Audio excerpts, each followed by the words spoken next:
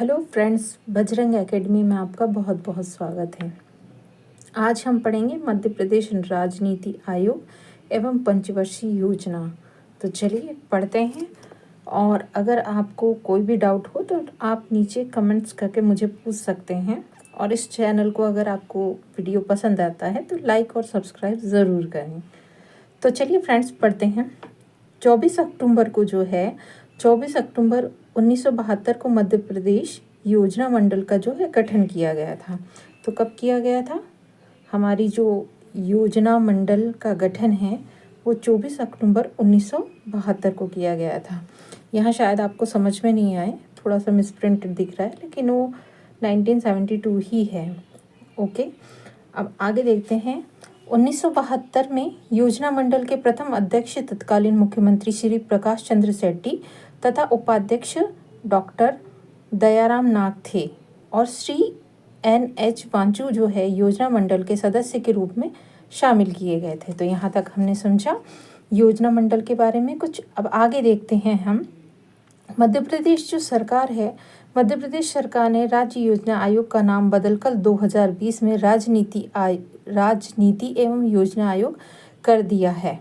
आयोग का नाम बदलने के साथ ही इसके कार्यक्षेत्र में भी विस्तार किया गया। तो कब बदला है हमारा योजना आयोग का नाम?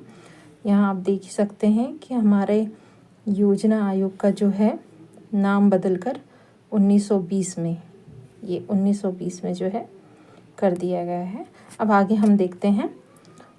28 अगस्त 2023 को मध्य प्रदेश राजनीति एवं योजना आयोग का नाम बदलकर मध्य प्रदेश राजनीति आयोग किया गया है। तो कब? 28 अगस्त 2023 को किसका? मध्य प्रदेश राजनीति एवं योजना आयोग का मध्य प्रदेश राजनीति आयोग किया गया है।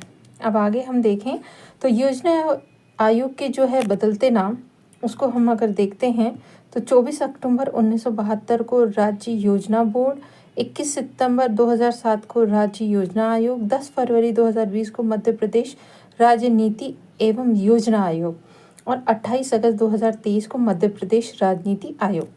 तो इस तरह आपने कुछ और आयोग देखें। अब आगे हम देखेंगे। अब नीति एवं योजना आयोग निम्न कार्य भी करेगा, यह हम आगे पढ़ेंगे। आकांक्षी जिलों की जो है मॉनिटरिंग, नीति एवं योजना आयोग का कार्यक्षेत्र बढ़ाते हुए सरकार ने इसे कई अहम जिम्मेदारी सौंपी है। नीति आयोग द्वारा चयनित आकांक्षी जिलों और प्रदेश सरकार द्वारा चुने गए आकांक्षी विकास खंडों में शिक्षा, स्वास्थ्य, इंफ्रास्ट्रक्चर के काम को मॉनिटर करने के साथ ही इसके लिए सरकार को सुझाव देने का काम भी यह करेगा। तो ये हमने आकांक्षी जिलों की जो है मॉनिटरिंग के बारे में समझा। अब आगे हम देखेंगे। CM डैशबोर्ड का संचालन, मुख्यमंत्री एवं मुख्य सचिव द्वारा चुनी गई महत्वपूर्ण योजनाओं की समीक्षा के लिए आयोग CM डैशबोर्ड का संचालन भी करेगा। नीति आयोग की क्रियान्वित एजेंसी को देखें तो नीति आयोग द्वारा जारी दिशा निर्देश और सुझावों को लागू कराने का काम भी राज्य सरकार के आयोग का होगा। अब आगे हम देखते हैं राज्यों की जो है रैंकिंग को समझें। तो राज्यों की रैंकिंग पर रिसर्च, इसके साथ ही नीति आयोग द्वारा अलग अलग विषयों पर जारी की जाने वाली राज्यों की रैंकिंग पर प्रदेश का आयोग रिसर्च करेगा। इसमें राज्य विकास सूचकांक, मानव विकास सूचकांक जैसे अहम मुद्दे भी शामिल हैं। अब अंतर्राष्ट्रीय संस्थाओं के साथ में समन्वय देखते हैं तो जिसमें आयोग UNDP, यूनिसेफ जैसे अंतर्राष्ट्रीय संस्थाओं के साथ ही समन्वय का काम भी करेगा। यहाँ तक आपने देख लिया। अब अगर कुछ समाचार पन्नों की बात करें तो मध्य प्रदेश राजनीति एवं योजना आयोग के उपाध्यक्ष वर्तमान में सचिन चतुर्वेदी हैं। अब ये चेंज भी हो जाते हैं। राजनीति आयोग का स्वरूप को देखें अगर हम, तो सबसे पहले मुख्यमंत्री मध्य प्रदेश शासन का जो है अध्यक्ष होता है। उपाध्यक्ष मध्य प्रदेश राजनीति आयोग का जो है उपाध्यक्ष होता है। मंत्री योजना, आर्थिक एवं सांख्यिकी विभाग का जो है पदेन उपाध्यक्ष होता है। और मंत्री वित्त विभाग का जो है पदेन उपाध्यक्ष होता है। उपाध्यक्ष अटल बिहारी वाजपेयी सुशासन एवं नीति विश्लेषण संस्थान जो है पदेन उपाध्यक्ष होते हैं।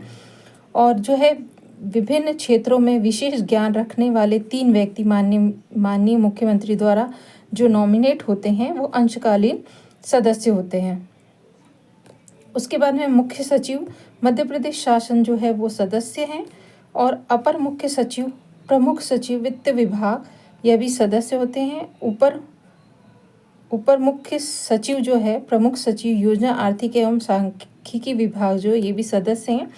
मुख्य कार्यपालक अधिकारी अटल बिहारी वाजपेयी सुशासन एवं नीति विश्लेषण संस्थान जो है ये सदस्य होते हैं। और मुख्य कार्यपालक अधिकारी मध्य प्रदेश राजनीति आयोग जो है, CEO जो है सदस्य और सचिव होते हैं। तो इस प्रकार आपने ये जो हमारा राजनीति आयोग का स्वरूप है इसको कुछ समझा कि इसमें कौन अध्यक्ष होंगे, कौन उपाध्यक्ष होंगे और किसे हम सदस्य कहेंगे। अब आगे हम पंचवर्षीय योजना को देखते हैं जो हमारे मध्य प्रदेश में कब से कब तक लागू हुई थी और इसके क्या क्या कार्य हैं इनको हम समझेंगे। तो अब सबसे पहले भारतीय योजना आयोग की सिफारिश पर मध्य प्रदेश में 24 अक्टूबर 1972 को एक अधिसूचना जारी करके मध्य प्रदेश योजना मंडल का गठन किया गया। राज्य के जो मुख्यमंत्री है योजना मंडल के पदेन अध्यक्ष होते हैं।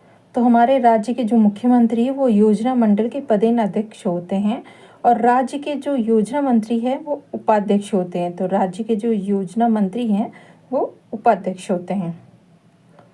अब योजना मंडल के प्रथम अध्यक्ष तत्कालीन मुख्यमंत्री श्री प्रकाश चंद्र शेट्टी तथा उपाध्यक्ष डॉक्टर दयाराम नाग थे। राज्य योजना मंडल के वर्तमान अध्यक्ष जो है श्री डॉक्टर मोहन यादव हैं, और 2020 में जो है राज्य योजना मंडल का नाम बदलकर राजनीति व योजना आयोग कर दिया गया है। तो आपने ये पढ़ लिया है कि 2020 में जो है राज्य योजना मंडल का नाम जो है बदल दिया गया और उसे राज्य नीति व योजना आयोग कर दिया है। अब आगे हम देखेंगे 28 अगस्त 2023 को इसका नाम बदलकर मध्य प्रदेश राज्य नीति आयोग कर दिया गया। मध्य प्रदेश की स्थापना 1 नवंबर 1956 को हुई, अतः आर्थिक नियोजन का आरंभ तीसरी पंचवर्षीय योजना से माना जाता है। तो कब से माना जाता है? तीसरी पंचवर्षीय योजना से माना जाता है। अब मध्य प्रदेश की कुछ पंचवर्षीय योजनाएं हैं जो नीचे दी गई है कॉलम के रूप में, जिन्हें हम समझेंगे, उनका उद्देश्य और उसकी विशेषता क्या है। अब पहली जो पंचवर्षीय योजना हमारी आई थी वो 1951 से 56 तक थी, जो कि केंद्र सरकार की तर्ज पर कृषि को बढ़ावा देना इसका उद्देश्य था। इसमें विशेष की अगर बात करें तो चांदनी ताप विद्युत केंद्र की स्थापना और गांधी सागर बांध का जो है शिलान्यास जो किया गया था। उसके बाद में दूसरी पंचवर्षीय योजना की अगर हम बात करें तो 1956 से 61 तक केंद्र सरकार की तर्ज पर उद्योग को बढ़ावा देना, गांव तक विद्युत पहुंचाने का लक्ष्य, और नेपानगर में नेशनल न्यूज़ प्रिंट कारखाना स्थापित, गांधी सागर बांध में जल विद्युत उत्पादन शुरू। इसी प्रकार तीसरी पंचवर्षीय योजना देखें तो 1961 से 66 कृषि व उद्योग को बढ़ावा देना, और इसमें जो विशेष को अगर देखें तो लघु उद्योग के विकास के लिए जो है 1961 में मृगनयनी एम्पोरियर की स्थापित किया गया, और 28 दिसंबर 1961 को मध्य प्रदेश लघु उद्योग निगम की जो है स्थापना की गई। इसी प्रकार 1964 में भोपाल में BHEL की स्थापना भी की गई। तो कब की गई थी? 1964 में भोपाल में BHEL की स्थापना हुई। अब आगे हम देखेंगे चौथी, पांचवी और छठवीं पंचवर्षीय योजना को, जिसमें सबसे पहले चौथी पंचवर्षीय योजना को देखते हैं, जो 1969 से 74 जो है इसका टाइम पीरियड है, और जो है इसमें उद्देश्य इसका आत्मनिर्भरता और उद्योग है। और अगर विशेष को देखें तो रक्षा शहर जबलपुर में आयुष वाहन फैक्ट्री की स्थापना 1969 में की गई, और 1970 में इंदौर में वस्त्र उद्योग निगम की स्थापना की गई। 1972 में जबलपुर में ग्रे आयरन फाउंड्री की स्थापना की गई। तो यहाँ तक आपने समझ लिया। अब आगे देखते हैं हमारी पांचवी पंचवर्षीय योजना, जो कि 1974 से 78 केंद्र सरकार की तर्ज पर गरीबी हटाओ का नारा जो है, हम पांचवी पंचवर्षीय योजना को देख रहे हैं, जिसमें क्या है, गरीबी हटाओ का जो है नारा इस और केंद्र सरकार की तर्ज पे यह उद्देश्य दिया गया था। अब आगे इसके विशेष को देखें तो फेडरेशन ऑफ मध्य प्रदेश में chamber of commerce and industries की स्थापना जो है 1976 में की गई। भोपाल में मध्य प्रदेश निर्यात निगम को 1977 में स्थापित किया गया।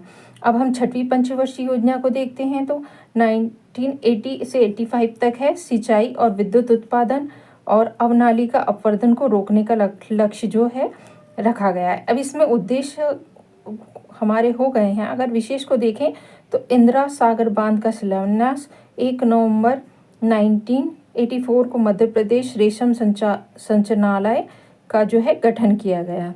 तो आपने यहाँ देखा कि जो है रेशम संचालनालय का जो है गठन यहाँ पर किया गया है। कब? 84 में। अब 7वीं पंचवर्षीय योजना को अगर हम देखते हैं तो हमारी 7वीं पंचवर्षीय जो योजना 1985 से 90 तक है। सिंचाई, बाढ़ नियंत्रण और विद्युत को प्राथमिकता इसमें दी गई है। जिसमें विशेष की अगर बात करें तो 1987 में विंध्याचल ताप विद्युत केंद्र सिंगरौली में रूस की सहायता से स्थापित किया गया है। 1988 में NFL की प्रथम यूनिट विजयपुर में जो है प्रारंभ की गई और 1989 में भोपाल कोच फैक्ट्री की जो है स्थापना की गई। तो भोपाल कोच फैक्ट्री की स्थापना कब की गई? 1989 में। ये आपने देख लिया है। अब हम 8वीं पंचवर्षीय योजना की बात करें तो 1992 से 97 तक जो है इसका टाइम पीरियड है और विद्युत पर सर्वाधिक प्राथमिकता जो है उद्देश्य है। उमरिया जिले में संजय गांधी ताप विद्युत की जो है स्थापना इस समय की गई है। 9वीं पंचवर्षीय योजना को अगर हम देखें तो 1997 से 2002 तक जो है इसका टाइम है और कृषि और समाज सेवा पर यह बल देता है। और 1997 में जो NFL की जो है दूसरी यूनिट विजयपुर में प्रारंभ की गई थी। अब इस प्रकार आपने ये यहाँ तक देख लिया है।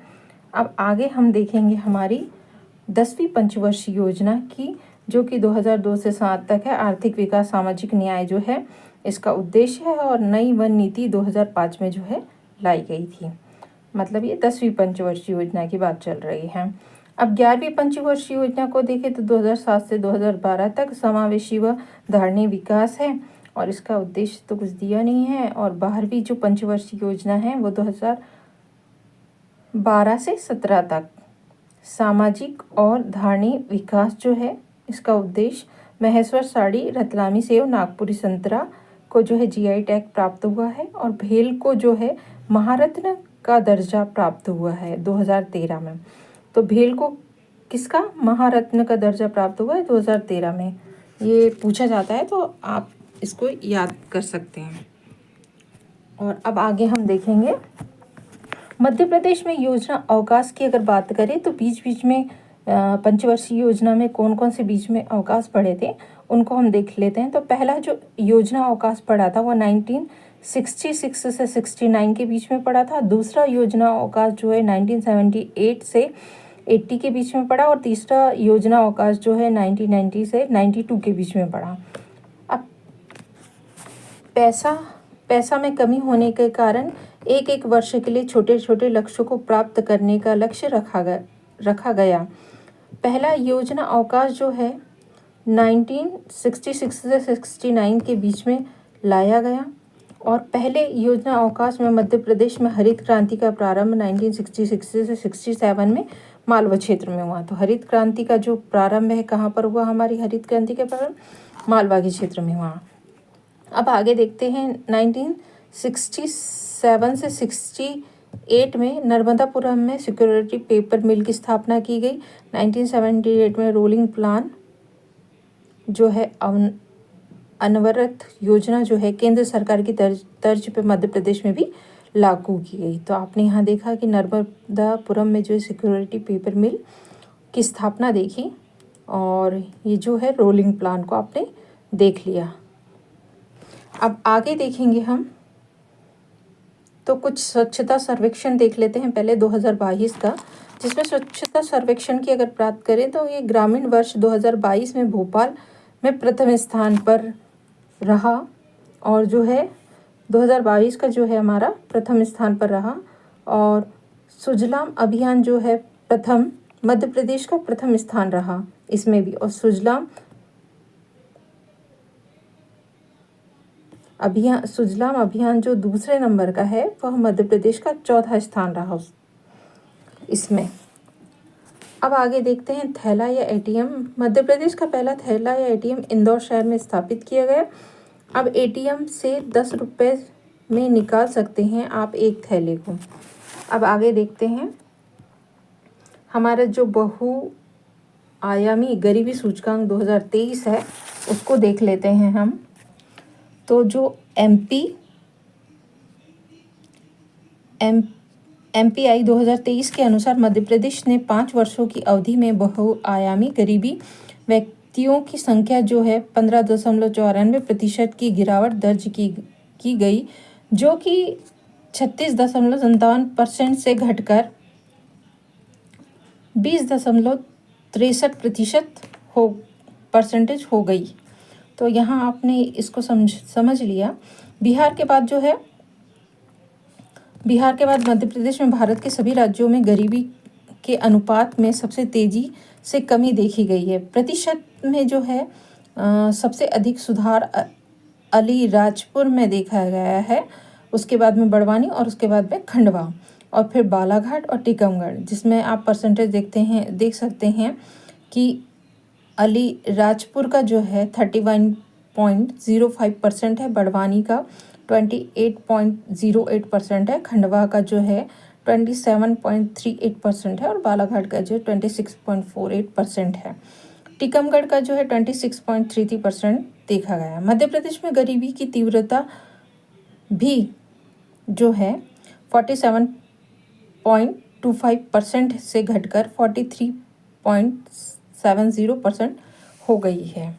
तो यहाँ तक आपने जो है पंचवर्षीय योजना को भी समझ लिया था। तो इस तरह फ्रेंड ये बहुत छोटा सा टॉपिक था। तो मिलते हैं नेक्स्ट चैप्टर में, नेक्स्ट वीडियो में। जय हिंद, जय भारत।